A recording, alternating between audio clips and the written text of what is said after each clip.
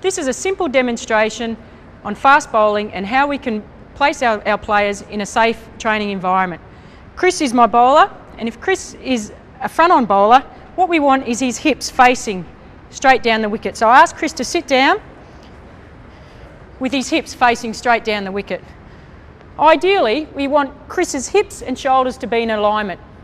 Okay, so if Chris is coming in as a front-on bowler, this is an ideal situation to us.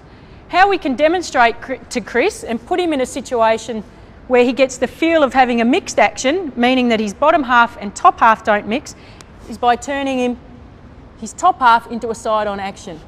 That way Chris can get the feel of the pressure that will be going through his back down here. If Chris is a side-on bowler, simply move his hips facing down the wicket here. Correct action, hips and shoulders within alignment towards the target. Once again, demonstrating a mixed action, turn Chris into this position. As I said, it's a tool that I found useful not only as a player, but also used within my coaching. The bowling action is a sum of all parts, beginning with a balanced run-up that takes the body towards the target. Next comes the jump and gather. This continues the momentum towards the target and allows the body to find an inline hip and shoulder position to suit the individual. The arms should rotate relatively close to the body, moving in a continual motion following an opening and closing pattern. At release, the body should be fairly upright with the fingers behind the ball, supporting a grip that can produce the type of delivery the bowler wants.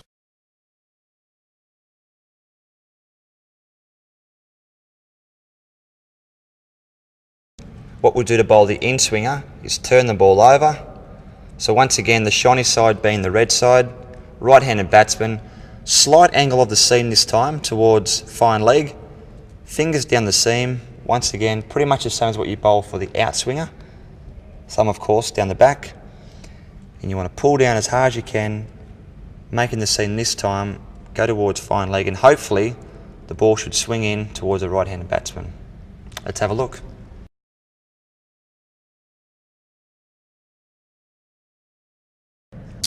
Now to bowl an outswinger, if we imagine that the red side of the ball is the shiny side, I like to place my two fingers about that far apart from the seam, thumb going down the back of the seam, straight down, maybe a slight little angle towards first slip if there's a right-handed batsman, and you want to come straight down behind the seam, pull down behind the ball, which will then give the ball the position, hopefully with a straight seam, to give it every opportunity to swing, to go down the pitch and slightly go away from the right-hand batsman.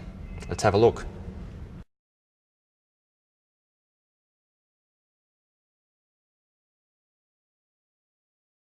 The leg cutter moves off the seam from leg to off stump. The fingers are placed down the seam with the middle finger on top or close to the top of the seam, with the first finger just off the seam. At release, the wrist and fingers are pulled down toward the offside, producing a delivery that leaves the pitch in the direction of the slips. The off cutter moves off the seam from the off stump to the leg stump. The fingers are placed down the seam with the first finger either on top of the seam or close to the top of the seam, with the middle finger just off the seam. At release, the wrists and fingers are pulled down toward the onside to produce a delivery that moves back into the batsman.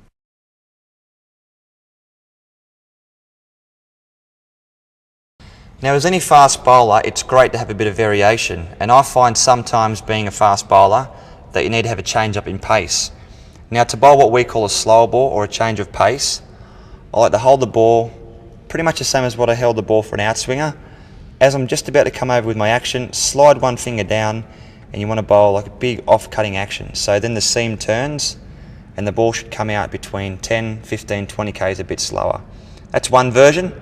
Other version is obviously you take the fingers over the other side and bowl down like a leg cutter, so then the seam goes that way. These are two versions that I use, and if you can get them through practice and a lot of hard training, they can be very, very effective.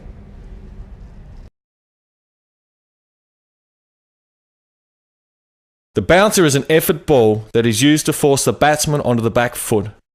The grip can be fingers down or across the seam.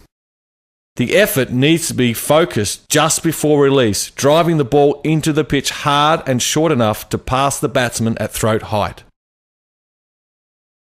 The Yorker is designed to surprise the batsman by pitching at their feet in line with the stumps. The focus for the bowler is on the spot where you want to pitch it, and then, depending on the variation you choose, the seam can be held to swing the ball or go straight to the stumps. The leg spinner is the core delivery of the leg spin bowler. It turns from leg to off for the right-hand batsman.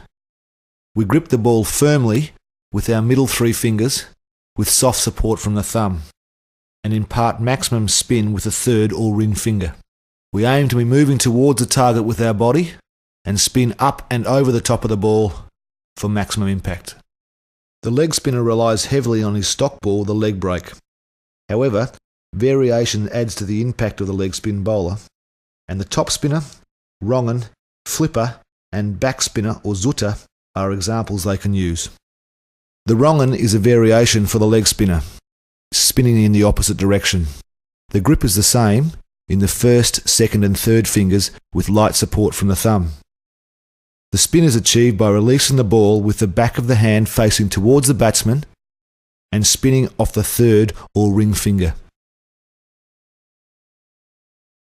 The top spinner is another variation for the leg spin bowler. The grip is the same, and we are aiming to bowl with the back of the hand facing towards the bowler. We hope the ball to carry on straight and encourage greater bounce.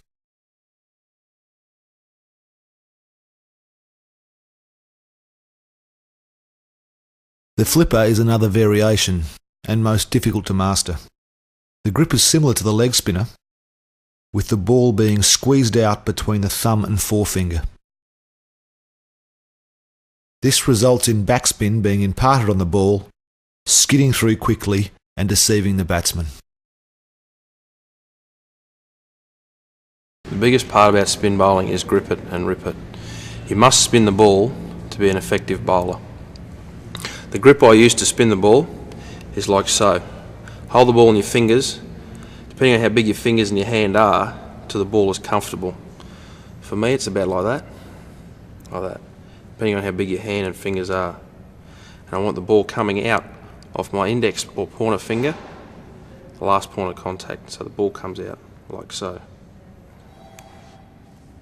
Okay. As Andrew has demonstrated, the off break is the off spinner's stock ball. However, variations add to the impact of the spinner, and the top spinner, doosra and arm ball are all examples of this.